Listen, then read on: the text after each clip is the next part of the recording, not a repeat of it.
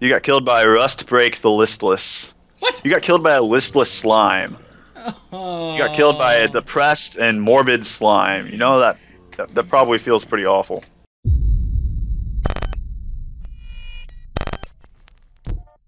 Hi there, this is Spitfire with Game Mode 5, and today we are talking to Frizzil, the creator of the Hack/Mine mod. Hello.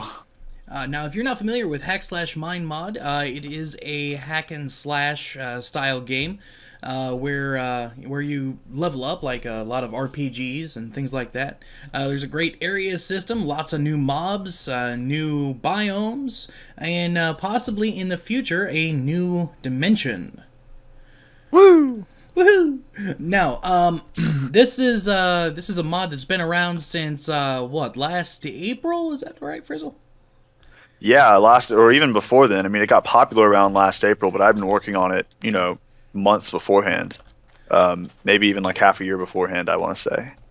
Very nice. Now, one thing that I'm actually showcasing on my screen right now is a feature that you, I wouldn't necessarily say implemented as much as augmented, which is when you move between biomes, the sky color changes drastically. Now, Yeah, so there's basically Hack/Mine features an area system, which is totally brand spanking new to Minecraft. If you played the mod before, you probably already know what I'm talking about. But if you press plus and minus on your radar, you can kind of zoom in and out, see the areas that are there with the white lines. It allows Hack/Mine to have features that are specific to areas. And areas, they can encompass multiple chunks, so it allows us to have much higher level abstractions, so to speak. So, for example, I can say, this area has a certain sky color. So we walk in here and the sky color is all crazy. Also, it allows us to have, maybe I say there's only one village in this area, and then once I have a questing system in place, I'll be able to say, oh, well, go southeast to this area. There's a dungeon there, and you can, so just being able to refer to things that way is very powerful. very cool. Now, I do have a few questions here that I'm sure that you're sick of answering, so we'll go ahead and buzz through them. When is the next version coming out? It's really hard to say because I'm so tied up in personal responsibilities right now, mainly my academic life, I guess. I recently began doing undergraduate research, and my professor's basically been treating me like a first-year grad student, and that's been, pretty much incredibly time-consuming to the point that everyone thought I was dead on the mod for like 3 months, So, and it sucks because I really enjoy working on the mod, but at the same time, I just got so pulled away. So as far as estimates go, it's hard to say. I'm trying to push it out as fast as I can. Whenever I have a spare moment, I try to work on it. But you just never know, If I get another week off, then I'd say really soon. But, maybe not till winter break. So it's just hard to say. Maybe if by some miracle within like a week or two. But it's just hard to say. So, while you are battling that epic purple rat, or well, while you failing. were battling it, I was kind of playing around and realized that apparently now there's some kind of Jedi mind power to one of the classes. I can move sand. Well, what's the deal with that? So that is a consequence of the new spell system that's relying on basically an entirely new interpreted language called spell script that I made for Minecraft.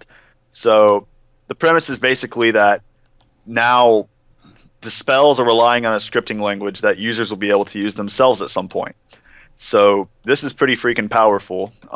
You can basically edit all kinds of things in Minecraft with the language, and this is just a simple example of it.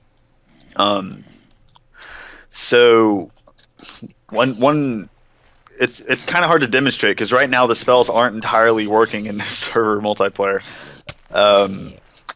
But there's one spell for the warrior that you cast it and it makes all the blocks in front of you fly up in succession like a ground stomp, and it hurts all the enemies in its path, and it's really freaking cool to watch. And it's that kind of thing that the new scripting language enables you to do. Wouldn't that kind of look like the grass was performing a wave in front of you in Minecraft? Yeah, that's pretty much exactly what it would look like, and it looks really freaking cool. Wow. Minecraft is my biggest fan. Wave. Okay. Anyway, okay. So, have there been any other large changes since in the meantime while you're working with it? For instance, I know that in the current version of Hack/Mine, there's an I don't know if you want to say issue or what it is, but where you have to get a dragon tooth pickaxe to get anything above iron. Yeah, that was fixed like a day or two after the release of the patch. It's just that I haven't gotten the version out. Gotcha. And it sucks. It just really sucks because there's like 20 things like that. They're just easy fixes that are just waiting to go out. And just gotta wait and see.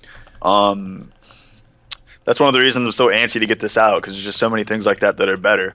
The main thing that's better being the proxy area situation. So there was one video made by, was it I Am Littlewood, member of the Yogscast, and basically they were running around the place, and then suddenly you'd see the sky flickering between crazy colors because in the title of the area they're in, swapping to proxy. Well, that was because of a strange area system issue, obviously, but I thought I had fixed it, and turns out I didn't due to an assumption on my part of Mojang's code, which was probably a faulty assumption. So I fixed it this time around, and it's not occurring as far as I can tell, just running around the place for hours, and I can't get a proxy area to appear. So I'm feeling pretty good about it at this point. All right. Oh, sorry, didn't mean to cut you off. No, go for it.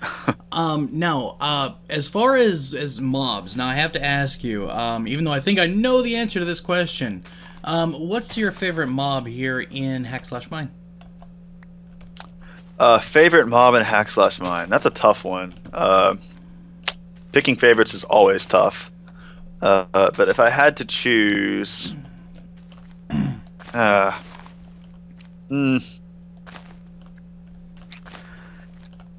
I'm gonna go with the giant rat because he's absolutely ridiculous. Well, then again, the dire chicken is ridiculous too, and that was my first one. You know what? I'm gonna go with the dire chicken because he was my very first mob. He has a special place in my heart, and I'm sure he does in yours too. Speaking of the dire chicken, I've actually seen, I believe it's on your forum post on MinecraftForum.net, where it says that you're stopping. That's the only dire mob that you're looking to add. Yeah. I actually said in a video. Do what? Is there a story behind that? Basically, I didn't want to have a whole bunch of dire versions of existing mobs because that's just kind of cheap and predictable and stupid. So, just have one because it's funny and it's not, done a million times. But gotcha. Okay. I mean, I feel like the players of Hack/Mine deserve more than that, than just, dire rehashes of all the existing mobs. Actually, that would be an interesting mob. Something called a dire rehash. Dire rehash. Anyway. I had an idea at one point inspired by all the generic spell suggestions that I get in the forums, where people are like, Ice Bolt does 4 damage, then freezes the enemy slowly, and then Lightning Bolt does lightning damage, Poison Bolt does poison. It's like a million suggestions like that where they just didn't, totally bland and not anything new.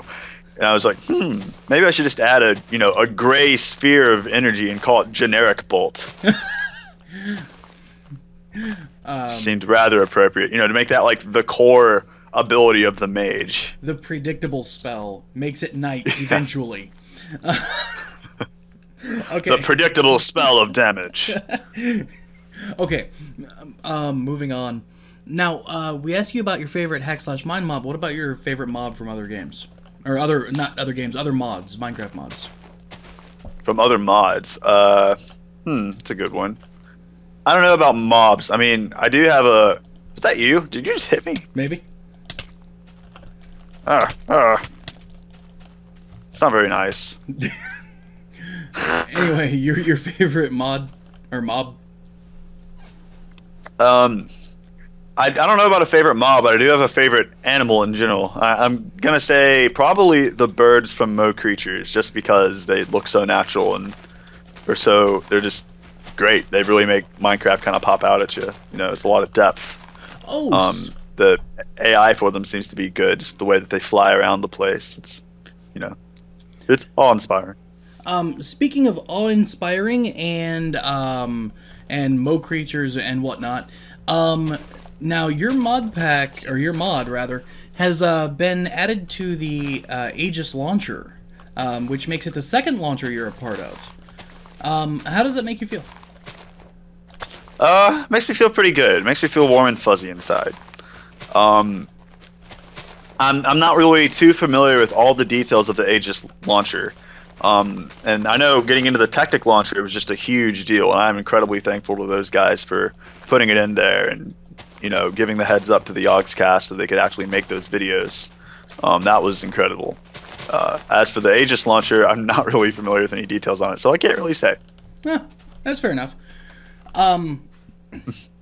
Now, we're pretty much coming to the end of the video, but I did want to ask you, technically speaking, what's been the most taxing and rewarding thing of the entire mod from when you started it way back when till now? Most satisfying thing about the mod?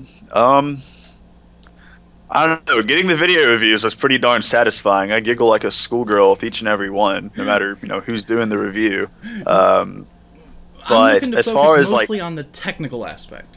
Yeah, I was getting there. But as far as the technical side goes, I want to say the area system, just having this higher level abstraction of the terrain of Minecraft that currently seems to be working very well, even in multiplayer. It enables me to do so much. It's crazy. The fact that it's even, you know, that it's working consistently and that it's stable, or more and more increasingly stable, it's really cool. What else is there? I mean, there's a lot of things that are in there that are just satisfying. I mean, I worked on this mod for so long that almost just learning how to program has been so much of me actually working on it. And so I can look back to the project and see parts of code from when I made it, you know, like a year and a half ago, and I'm only a college graduate, or barely a college graduate, right? Mm-hmm. And so I've only been programming for so long, and just like a year and a half is a huge time span for me. So looking back, I can see the crappy mistakes I've made and be able to go back and fix them and really reflect on just, I guess, how much different my coding style is now from then. Sounds fair enough. Now, hey, before we go, and while we wrap this up, was wondering if you might want to go ahead and dive into this dungeon with me. Yeah. With our little Let me see if I can find you. Level 1 and 2 selves. All right, let's do this. Let's. Nagos. Tower, rather, not dungeon. Wait, what did you call them? Hey, I called it a dungeon. Don't kill me. Coming. I'm a coming. All right. All right, to the tower. Ooh. Ladies and gentlemen, this is Spitfire with Game Mode 5. Like, subscribe, comment, please.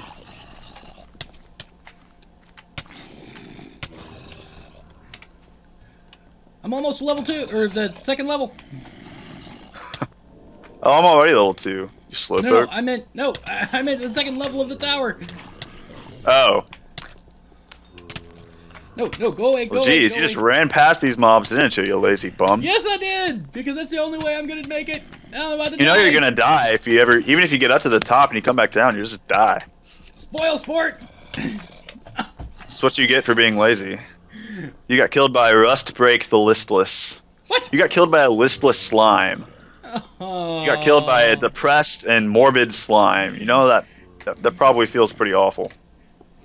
And the mud maker's rubbing it in my face. Anyway, everybody, thanks for watching. I'm Spitfire, and this is Frizzil. Thank you. See you around. You don't play enough of the mud.